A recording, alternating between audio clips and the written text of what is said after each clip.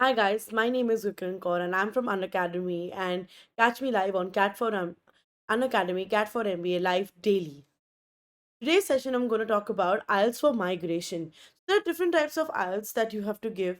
Like I earlier mentioned, I had done different sessions on how to register for IELTS, which IELTS you should take, and what are the tips and tricks for IELTS and everything. I will be talking about that as well.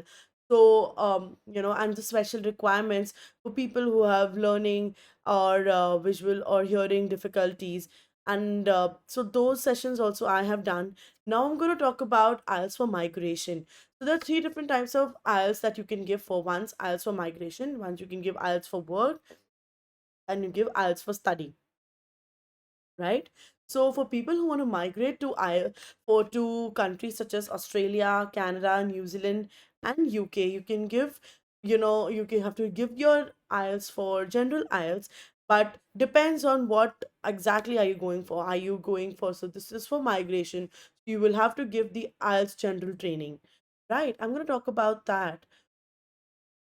But before that, I'm going to just give you a little bit quick overview on what IELTS is. IELTS is the International English Language Testing System, which measures the language proficiency of people who want to study or work where English is used as the language of communication.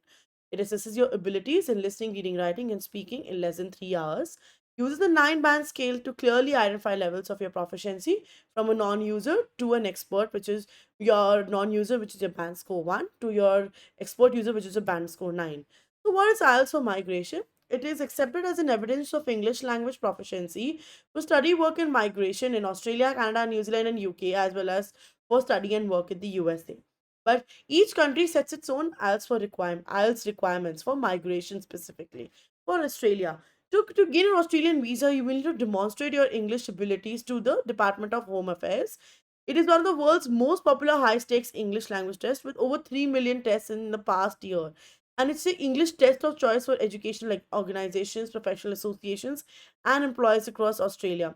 And in fact, all universities and colleges in Australia accept IELTS, as well as all profession associations that have set minimum language requirements for the professional registration. This is for Australia. Now for Canada, you need to gain a Canadian visa, you need to demonstrate your English abilities to the Immigration Refugees and Citizenship Canada (IRCCC). These are the ones who will be deciding on the basis of your IELTS score whether you are eligible to migrate to Canada or not. And this is the English test of choice for all these organizations, associations, and employers across Canada.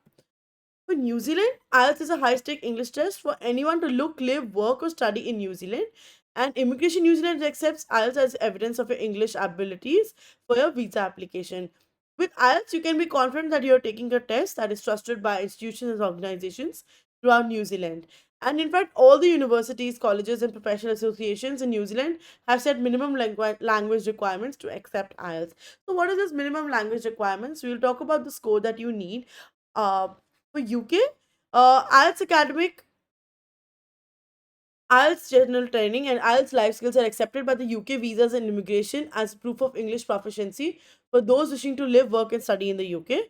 For UK visas, immigration, it is managed by the IELTS partner, which comprise the British Council, IDP, IELTS Australia, and Cambridge Assessment English. For a student route visa, if you're applying for a student route visa to enter directly onto a bachelor or postgraduate degree at a university, that is a student route sponsor. You must meet the English language level set by the institution. All British universities and colleges accept IELTS results, and student route visa applicants can apply to the UK universities with an IELTS result from more than 1200 IELTS test locations worldwide. Please know that some institutions may have additional requirement as well. So what is the score you need? We're talking about these minimum requirements and the scores that you need. So IELTS scores you need totally depends on the requirements of your visa and the organization where you plan to study or work. And you have to accept, you can find out who accepts IELTS and check the score required on www.ielts.org. IELTS assesses your English proficiency on a scale from 1 to 9 in 4 skills: listening, reading, writing, and speaking. You have a choice of two test variations, like I said, IELTS academic or IELTS general training, depending on the requirements set by the organization where you plan to work or study.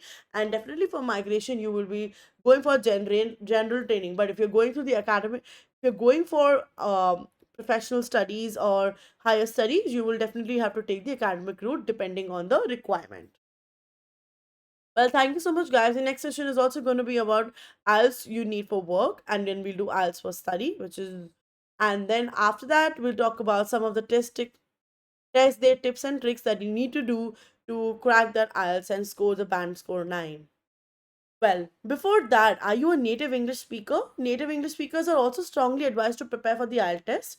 It is easy to feel overconfident about the test when you've been using English all your life. Like I said, for Indians, it's very, very easy and convenient. So, because we've been conversing and reading and writing English throughout our life, right from our childhood. But if you want to achieve the best possible score for your test, you need to familiarize yourself with the test format that are going to be, and that is going to something that I'm going to be talking about later in my course on IELTS. And we'll see and understand what is the test format that the IELTS follow. Like we've been talking that it is reading, writing, English, listening, and speaking. But what all entails and what all comes, how do you need to prepare for it? I'll give you all tips and tricks, and I'll give you a lot of materials to study, to read, and to understand IELTS, and definitely you can crack that exam. Well, if you plan to enroll for IELTS on the Unacademy app, you can join the Unacademy Plus subscription and the Unacademy Iconic subscription. Also, if you're planning to do any other exam apart from IELTS, such as CAT, NMAT, and TestNet, SNAP, any other management exams that you're planning to give, you can join the Unacademy Plus subscription, which has the India's best educators taking live interactive classes, structured courses, and tests and quizzes to help you prepare for that exam.